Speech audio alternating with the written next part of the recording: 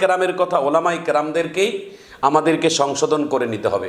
আপনাকে আমি এইটুকুই বলবো, আপনি এই প্রতিবাদ করতে গিয়ে, আপনি একটা কোনো মাহফিল করতে গিয়ে যখন আহমদুল্লাহর বিরুদ্ধে আপনি কথা বলেছেন, আপনার মাহফিল থেকে একজন শ্রোতা স্লোগান দিয়েছিলেন, আহমদুল্লাহর গালে গালে জুতা মারো তালে তালে। আপনি একজন ইসলামিক দায়ী, একজন আলেমের গালে একজন সাধারণ মানুষ তালে তালে জুতা মারতে চায়, আপনি প্রতিবাদ করলেন না। আপনার জন্য আমার ঘৃণা হয়। আপনি কেমন আলেম?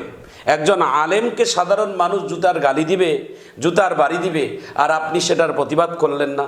আপনি যদি সেখানে প্রতিবাদ করতেন তাহলে আপনি জাতির কাছে বড় হতে পারতেন। আমার সবার প্রতি অনুরোধ, আমি ইসলামিক সকল আলোচকদের প্রতি আমার অনুরোধ, কেউ কাউকে খাটো করার চেষ্টা করবেন না। মানুষকে সম্মান দিতে শিখুন।